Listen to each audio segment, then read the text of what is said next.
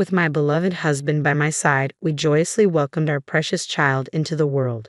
However, my mother-in-law, whom I'll simply call that, had the audacity to declare that our child wasn't adorable. Can you imagine anyone saying such a thing about their own grandchild? To compound matters, she treated me like an unwelcome intruder. Well, I wasn't about to play the victim. This is the story of a narcissistic mother-in-law and a daughter-in-law who refuses to back down. I'm Viola. I married Elwood when I was 28, and our much-awaited son, Ricky, arrived just a year ago.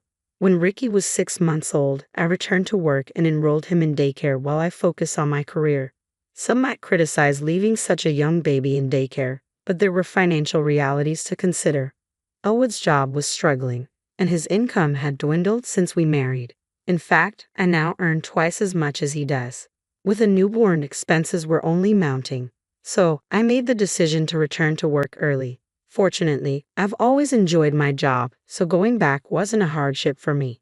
However, there was one person who strongly opposed my decision. My husband's mother, my mother-in-law. She had moved in with us 3 months earlier. She didn't seem to approve of me, frequently criticizing not only my parenting but also my daily routines. How could you leave such a young child in daycare? You're not fit to be a mother. Traditionally, women stay home to care for the household. What century do you think we're in? She stubbornly clung to these outdated beliefs. Every evening when I returned from work with Ricky, she would start in on me. You're working late again.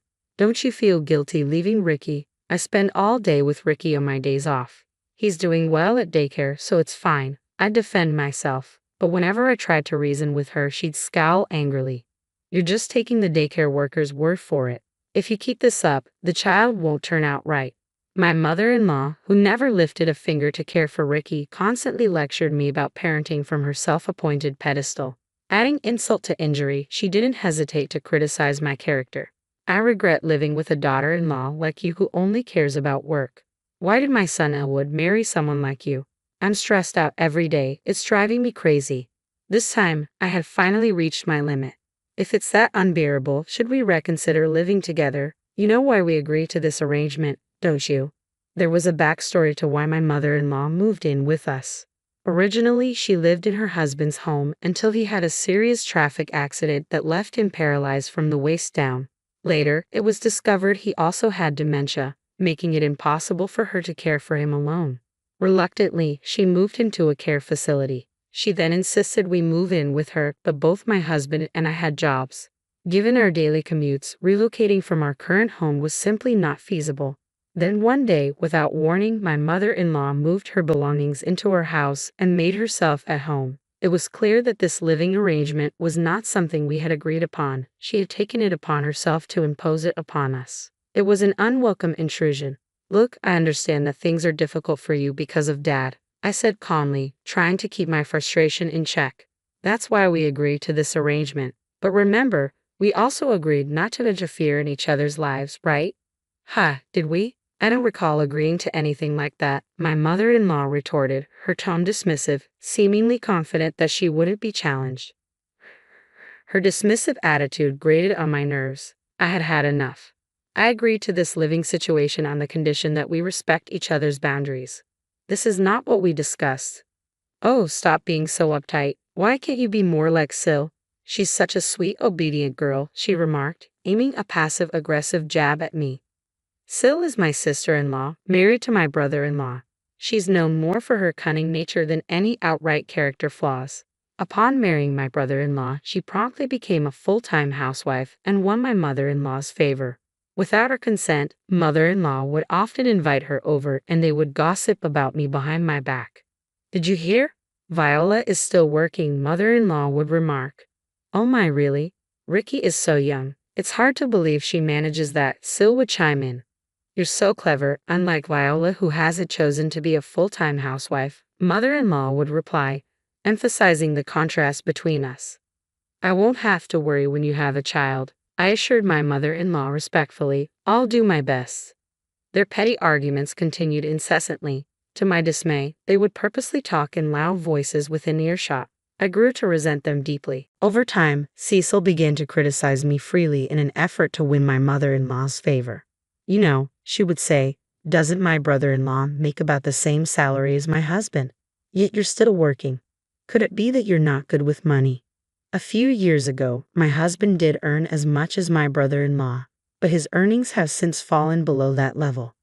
I had mentioned to them about my husband's company's declining financial situation. Out of pride, it has now become a regular occurrence that whenever Cecil criticizes me, my mother-in-law eagerly joins in. Exactly, she would exclaim. It's unbelievable how she blames others for her financial mismanagement and childcare responsibilities. Sil, promise me you'll never become a wife like her, right? Of course not. I have so much respect for you, ma'am, Cecil would respond. Oh, Cecil, you're such a dear, my mother-in-law would say with evident approval. Their superficial exchange of compliments makes me cringe. I wish they would take it elsewhere. It only adds to my stress. Feeling at my wits' end living with my mother-in-law, I decided to talk to my husband about it. It's about your mother. She keeps inviting Cecil over every day to criticize me. Huh, Mom does that. I usually get home after you, so I had no idea about this, my husband replied, looking puzzled. Yes, she does. She promised not to interfere, but she's constantly complaining about me continuing to work. Cecil joins in, and they both gang up on me. I can't take it anymore. My husband paused for a moment before saying something unexpected. But Cecil seems to get along well with Mom, right? Maybe you should try to find a middle ground with Mom too. Viola, were you even listening to me? She's dismissing everything I am. How can I connect with someone like that? I pressed my husband, frustration evident. He scratched his head in irritation. Don't get so worked up. Just try to act more like Sil for now. I'm sure Mom will warm up to you, he suggested. What does that even mean? You want me to flatter her like Cecil does? I've had enough. I was foolish to ask for your help. I felt utterly isolated. Frustration bubbled up inside me before giving way to anger. The snide remarks from my mother-in-law and sister-in-law continued unabated. The next day, as I started preparing dinner after returning home, I heard, "Are you planning another half-hearted dinner today? I'm tired of your lazy cooking." That's because she insists on working, you know. If it were up to me or my mother-in-law, we would never serve our husbands such low-quality meals. Right, for the record, my mother-in-law's cooking is nothing to brag about. It's overly seasoned and not particularly delicious.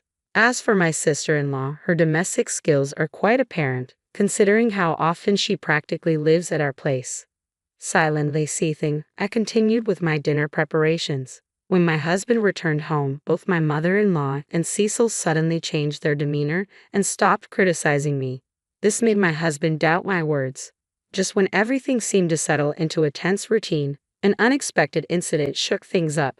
I received a call from the daycare center during my work shift. I quickly contacted my husband and rushed home. There, I found my mother-in-law and my tearful son waiting for me. What do you think you're doing, mother-in-law? How could you take Ricky from the daycare without asking me? I exclaimed in frustration. My mother-in-law sighed as though weary of the conflict and gave me a condescending look. What's all the commotion about? I did it for my grandson. Besides, why waste money on a childcare center? Raising a child is a mother's responsibility, isn't it? But that's just your viewpoint, isn't it? We have our reasons for sending Ricky to daycare. Taking him without permission is unacceptable. It's practically kidnapping. Kidnapping? Seriously? Regardless of whether he's my grandson, you ignored the teacher's warnings and took him. That's kidnapping, plain and simple? I made my point, but she simply shrugged it off. Then she said something shocking. Oh, what nonsense. Neither you nor your son are cute. If you have a problem, just leave. She dismissed her own grandson as not cute. In that instant, alarm bells rang loudly in my mind. To hear her insult her own grandson like that, we couldn't stay with her any longer. I vowed to protect my precious son at all costs. Just then, my husband arrived home. I wasted no time in telling him, "Elwood, it was your mother who took Ricky from daycare. I've had enough. I can't live with her anymore." Suddenly, my mother-in-law played the victim, feigning tears. "Elwood, can you believe what Viola is saying? She's accusing me of kidnapping. I just wanted to pick up sweet little Ricky, that's all. Is it so wrong to want to see him?" Her words sparked my anger. Stop pretending. You just insulted my son and told me to leave. This is our home, not yours. Are you trying to play the dirty mother in front of my husband? Elwood, please help me. Viola is always attacking me, my mother-in-law pleaded, turning to my husband. Watching her dramatic act, I couldn't help but find the situation absurd. If my husband chose to side with her over this poorly staged performance, I knew then it would be just my son and me moving forward together. The first to break the tense silence was my husband.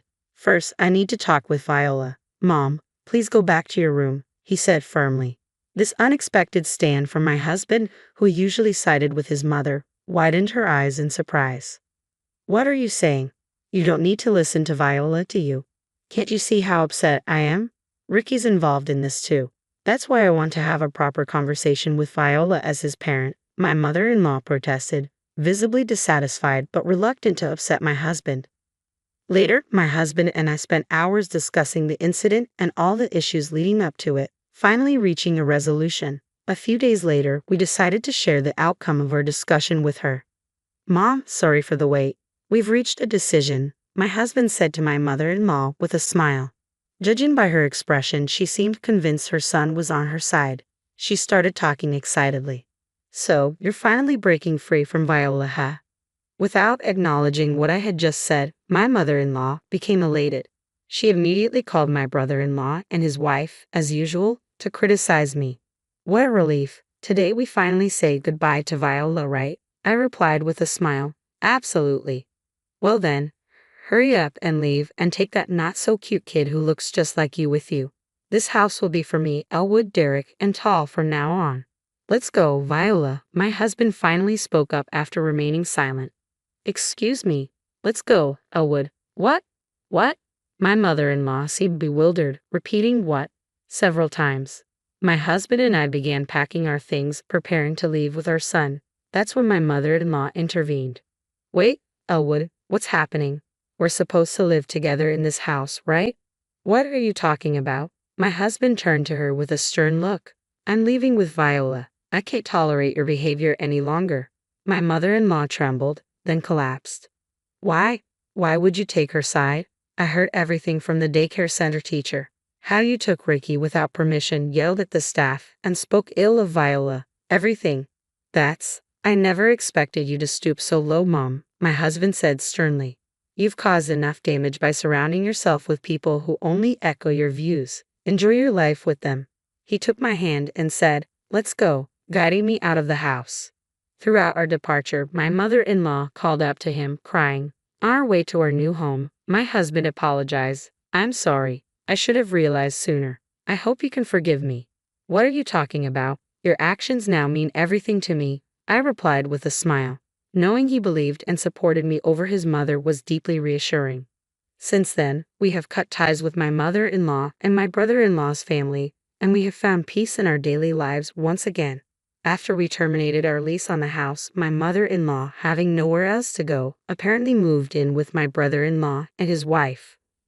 With her presence adding financial strain, my brother-in-law's income became insufficient. Consequently, Cecil had to find a job, leaving my mother-in-law alone at home. There was no one left for her to gossip with or about. Even her once close relationship with Cecil turned sour, leading to constant arguments. "I have to work because of you, mother-in-law." "Oh, spare me." "What, so now it's my fault? Leave, you old hack." Upon hearing Cecil's true feelings, her husband seemed to have lost his affection for her. I heard they're going through a divorce.